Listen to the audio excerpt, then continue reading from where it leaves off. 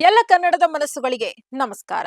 ರಾಜ್ಯ ರಾಜಕೀಯದಲ್ಲಿ ಈಗ ಪವರ್ ಗೇಮ್ ಸದ್ದಿಲ್ಲದೆ ಶುರುವಾಗಿದೆ. ಒಂದ್ ಕಡೆ ಸಿದ್ದರಾಮಯ್ಯ ಅವರ ಪಟ್ಟು, ಇನ್ನೊಂದು ಕಡೆ ಡಿಕೆಶಿ ಅವರ ರಕ್ಷಣಾತ್ಮಕ ಆಟ. ಇದೆಲ್ಲದರ ನಡುವೆ ಹೈಕಮಾಂಡ್ ಅಂಗಳದಲ್ಲಿ ಚೆಂಡು ಉರುಳಾಡ್ತಾ ಇದೆ. ಅಂತಿಮವಾಗಿ ಸಿಎಂ ಕುರ್ಚಿಗೆ ಗೋಲ್ ಹೊಡೆಯೋರು ಯಾರು? ಈ ನಡುವೆ ಡಿಕೆಶಿ ಸೈಲೆಂಟ್ ಆಗಿದ್ಯಾಕೆ? ಇಲ್ಲಿದೆ ಒಂದು ವಿಶೇಷ ವರದಿ. ನೀವು ನೋಡ್ತಾ ಇದ್ದೀರಿ ಬಿಬಿ ನ್ಯೂಸ್ ಕನ್ನಡ. ನಾನು ಅಕ್ಷತಾ ಕುಲಕರ್ಣಿ.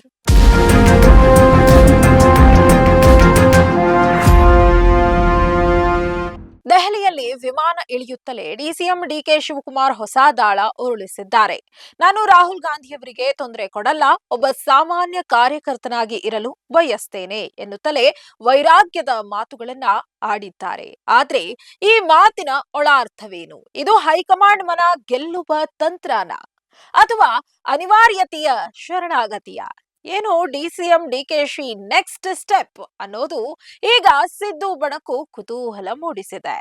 ಸಿಎಂ ಸಿದ್ದರಾಮಯ್ಯನವರು ರಾಹುಲ್ ಗಾಂಧಿ ಹೇಳಲಿ, ಅಲ್ಲಿಯವರೆಗೂ ನಾನೇ ಸಿಎಂ ಎಂದು ಹಠಕ್ಕೆ ಬಿದ್ದಂತಿದೆ.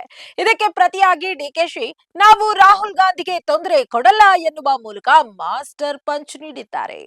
ಇತ್ತ ಬ್ರೇಕ್ಫಾಸ್ಟ್ ಮೀಟಿಂಗ್ ಗಳನ್ನ ಕೇರಿಂಗ್ ಅಂಡ್ ಶೇರಿಂಗ್ ಎಂದು ಕರೆದು ಸದ್ಯಕ್ಕೆ ಬೆಂಕಿ ಆರಿಸುವ ಪ್ರಯತ್ನ ಮಾಡ್ತಾ ಇದ್ದಾರೆ ಡಿಕೆಶಿ. ಇತ್ತ ಮೈಸೂರಿನಲ್ಲಿ ಜನವರಿ 25ಕ್ಕೆ ಅಹಿಂದ ಸಮಾವೇಶ ಫಿಕ್ಸ್ ಆಗ್ತಾ ಇದೆ. ಇದು ಸಿಎಂ ಸಿದ್ದರಾಮಯ್ಯ ಅವರ ಶಕ್ತಿ ಪ್ರದರ್ಶನ ಎನ್ನಲಾಗ್ತಾ ಇದೆ. ಇದಕ್ಕೆ ಡಿಕೆಶಿ ಒಳ್ಳೆಯದಾಗಲಿ ಎಂದು ಮಾರ್ಮಿಕವಾಗಿ ಶುಭ ಹಾರೈಸಿದ್ದಾರೆ. ಆದ್ರೆ ಸಿದ್ದರಾಮಯ್ಯ ಆಪ್ತ ರಾಜಣ್ಣ ಮಾತ್ರ ಜನವರಿ ಅಥವಾ ಫೆಬ್ರವರಿಯಲ್ಲಿ ಪುನರ್ರಚನೆ ಪಕ್ಕಾ ಎಂದು ಭವಿಷ್ಯ ನುಡಿದು ಕುತೂಹಲ ಹೆಚ್ಚಿಸಿದ್ದಾರೆ.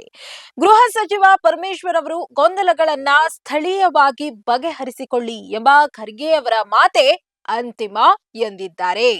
ಆದ್ರೆ ಇತ್ತ ವಿರೋಧ ಪಕ್ಷದ ನಾಯಕ ಆರ್ ಅಶೋಕ್ ಮಾತ್ರ ಈ ಕುರ್ಚಿ ಕಿತ್ತಾಟಕ್ಕೆ ಲೇವಡಿ ಮಾಡ್ತಲೇ ಇದ್ದಾರೆ. ಸಿದ್ದರಾಮಯ್ಯ ಕುರ್ಚಿ ಬಿಡಲ್ಲ, ಡಿಕೆಶಿ ದೇವಸ್ಥಾನ ಬಿಡಲ್ಲ ಎಂದು ಟಕ್ಕರ್ ಕೊಟ್ಟಿದ್ದಾರೆ. ಸದ್ಯಕ್ಕೆ ಎಲ್ಲವೂ ರಾಹುಲ್ ಗಾಂಧಿ ಅಂಗಳದಲ್ಲಿದೆ. ಜನವರಿ ಮೊದಲ ವಾರದ ನಂತರ ಕೈಪಾಳ್ಯದಲ್ಲಿ ದೊಡ್ಡ ಬದಲಾವಣೆ ಗಾಳಿ ಬೀಸುತ್ತಾ ಅಥವಾ ಡಿಕೆಶಿ ತಾಳ್ಮೆಯೇ ಅವರಿಗೆ ಫಲ ನೀಡುತ್ತಾ? ದೆಹಲಿಯ ಈ ರಹಸ್ಯ ಆಟದಲ್ಲಿ ಅಂತಿಮವಾಗಿ ಗೆಲ್ಲೋರು ಯಾರು? ಕಾದು ನೋಡೋಣ. ಇದಾಗಿತ್ತು ಈ ಹೊತ್ತಿನ ಸುದ್ದಿ ವಿಶೇಷ. ನೈಜ ಹಾಗೂ ತಾಜಾ ಸುದ್ದಿ, ಪ್ರಾಮಾಣಿಕ ವರದಿ, ನಿಷ್ಠೂರ ವಿಶ್ಲೇಷಣೆಗಳಿಗಾಗಿ ಸದಾ ಗಮನಿಸಿ ಬಿಬಿ ನ್ಯೂಸ್ ಕನ್ನಡ. ಇದು ಕನ್ನಡಿಗರ ಪ್ರತಿ ಧ್ವನಿ.